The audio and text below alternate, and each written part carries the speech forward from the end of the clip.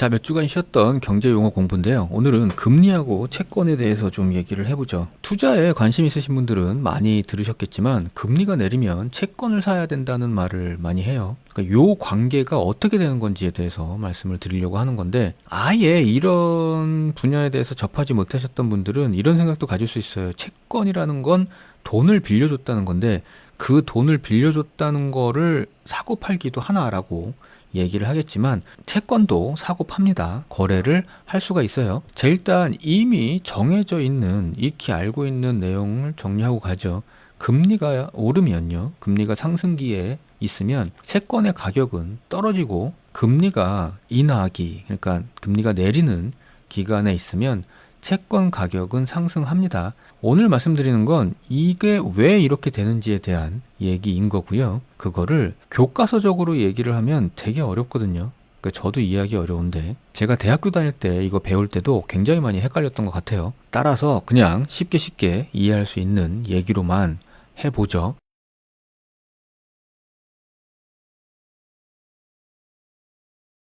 일단 금리와 채권 가격의 관계를 얘기하기에 앞서서 알아야 될 게 있어요.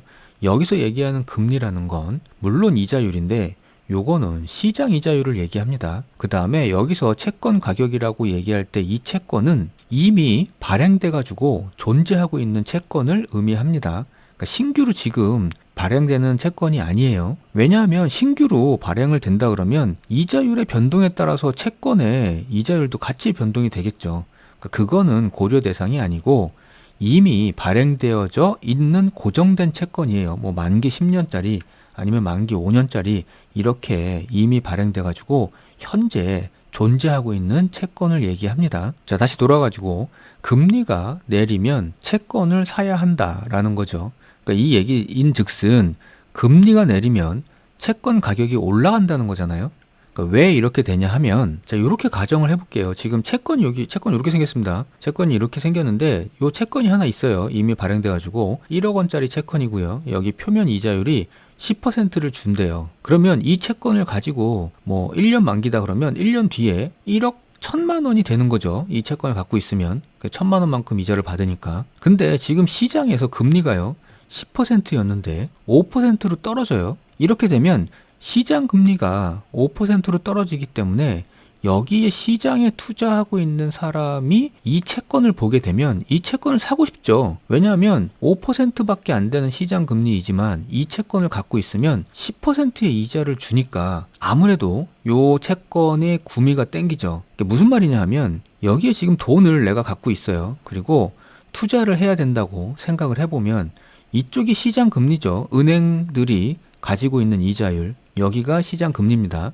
그 다음에 이쪽 채권을 사면 이 채권의 표면 이자율이 10%예요. 그러면 투자를 해야 되는 이 돈을 갖고 있는 사람은 은행에다가 돈을 맡기지 않겠죠. 왜냐하면 이 채권을 사면 10%의 수익이 보장되니까 당연히 이쪽 채권을 사려고 할 거고, 이 채권을 사려고 하는 사람이 많으면 많을수록 채권 가격은 올라가겠죠. 따라서 1억 원인 채권이지만 이 채권을 사려고 하는 사람이 많아지면 이 가격이 1억 1천만 원이 될 수도 있고요. 1억 2천만 원이 될 수도 있는 거죠. 자, 반대로 시장 금리가 오르면 채권 가격은 떨어진다거든요. 요건 뭐냐 하면, 지금 좀 전에 시장 금리가 5%고요. 이 채권의 표면 이자율 금리가 10%인 요 상황이었는데 반대가 이제 돼요. 그래서 시장 금리가 오르죠. 20%로 이렇게 오르게 되면 투자자 입장에서는요, 이쪽 채권보다는 시장에 존재하고 있는 은행에 예금을 하는 게 오히려 수익률이 더 높아요. 그래서 신규로 투자를 해야 되는 사람들이 이 채권을 사려고 하는 사람들도 없을 뿐더러 기존에 이 채권을 갖고 있는 사람도 얼렁 팔아버리고 이쪽으로 가서 20%의 수익을 노리는 게 더 낫겠죠. 그러니까 이렇게 되다 보면 공급이 더 많아지고 채권에 수요가 적어지기 때문에 채권 가격은 떨어집니다. 자, 이제 이게 그냥 개념상으로 쉽게 이해하기 위해서 설명을 드린 거고요. 그러면 이제 조금 어렵게 들어가 볼게요. 그러니까 채권 가격은 그러면 어떤 수준이 적정한 거냐 하는 거죠. 금리가 변화할 때. 자, 이게 복잡해 보이지만 그렇게 복잡하지 않습니다.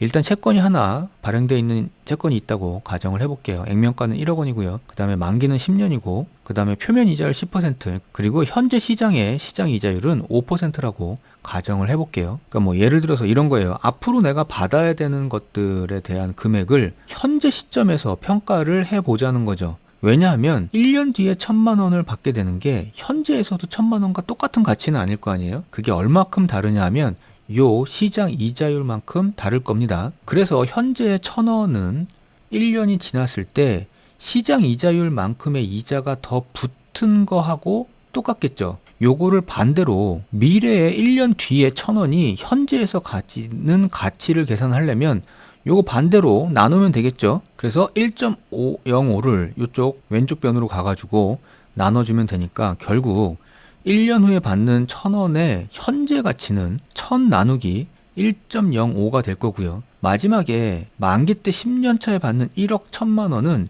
여기에 1.05를 10제곱한 것만큼으로 나누면 됩니다. 그러면 현재에서의 이 채권의 현재 가치가 나오고요. 그게 적정한 수준의 이 채권의 가격이 되겠죠. 근데 당최 뭔 소린지 어렵잖아요. 그래서 이걸 다시 또 쉽게 설명을 해보면 이런 거죠.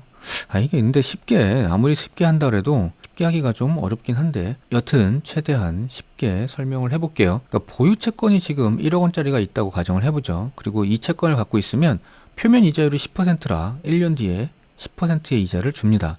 근데 현재 시장 이자율이 20%예요. 높죠. 자, 이 상태에서 이 채권을 갖고 있는 사람은 1년 후에 1억에다가 1,000만 원을 더한 1억 1,000만 원을 받게 되겠죠. 그래서 이렇게 시장 이자율, 시장 금리가 20%인 상태에서 1년 후에 1억 1,000만 원을 받는 채권을 갖고 있어요. 그러면 이 보유 채권 1억 원을 지금 팔면 얼마일까요? 하는 거죠. 그러니까 1억일까 아니면 1억보다 적을까 하는 건데 요건 이제 이렇게 생각해 볼 수 있어요. 이 채권을 안 갖고 있는 제3자가 다른 사람이 1년 후에 1억 1,000만 원을 얻기 위해서는 지금 현재 얼마를 투자하면 될까 하는 거죠. 그러니까 왜냐하면 지금 시장 이자율이 20%잖아요. 따라서 만약에 이 시장에서 채권을 갖고 있지 않은 사람이 1억을 갖고 있다 그러면 1년 후에 1억 2천이 될 거니까 1년 후에 1억 1천이 되려면 아마 지금 1억보다는 금액이 더 적겠죠. 요거를 계산하기 위해서 1년 후에 1억 1,000만 원을 얻기 위해서 지금 시장 금리가 20%일 때 얼마를 은행에 넣어놓으면 될까 하는 건데요. 요 계산은 이런 식으로 하죠. 얼마 곱하기 1.2, 그러니까 20%를 더한 거죠. 했을 때 이게 1억 1,000만 원이 나오려면 9,167만 원만 있으면 돼요. 그래서 9,167만 원을 지금 은행에 넣어놓으면 여기에 20%의 이자가 붙을 테니까 1년 후에 1억 1,000만 원이 되는 거죠. 이렇게 되면 채권 1억 원짜리를 1억에 이 사람은 안 사겠죠. 왜냐하면 그냥 9,167만 원만 은행에 넣어놔도 똑같이 1억 1,000만 원을 얻을 수 있으니까. 이렇게 되면 이 1억 원짜리의 채권의 적정 현재 가격은 최대 9,167만 원이 되는 거죠. 자, 반대로 시장 이자율이 5%로 떨어졌다고 생각을 해보자고요. 똑같이 보유채권 1억 원짜리 표면 이자율 10%인 채권을 갖고 있어요.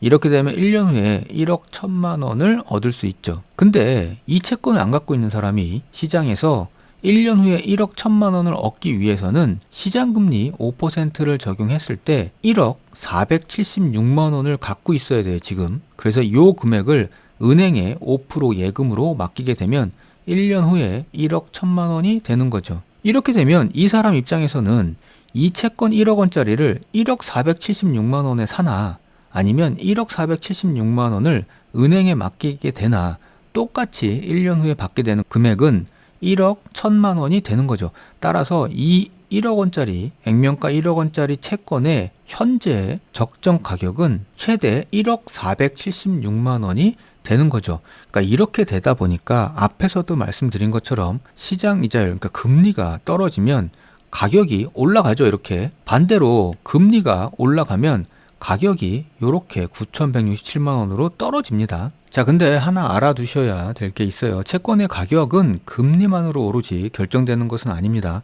이게 왜냐하면 채권을 발행하는 발행처가 제각각이잖아요. 예를 들어 정부가 발행한 채권하고 일반 사기업이 발행한 채권은 위험성 측면에서도 다르게 되죠. 보통 위험도를 신용 등급이라고 얘기하는데 채권의 가격에는 이 신용 등급도 영향을 미칩니다. 그래서 신용 등급이 높다는 건 위험도가 낮다는 거고 신용 등급이 낮다는 건 위험도가 높다는 거죠. 그래서 신용 등급이 높은 회사가 발행한 채권보다 신용 등급이 낮은 회사가 발행한 채권의 가격은 더 낮을 수밖에 없어요. 이거를 위험에 따른 할인율이라고 부르게 됩니다. 자, 그래서 정리를 하면 금리와 채권 가격의 관계에 있어서 금리가 오르게 되면 채권 가격은 이제 떨어지는 거고요. 그 다음에 금리가 내리게 되면 채권 가격은 오르게 되는 거죠. 그래서 금리가 인하기가 되면 채권을 사라는 말이 나오는 거고요.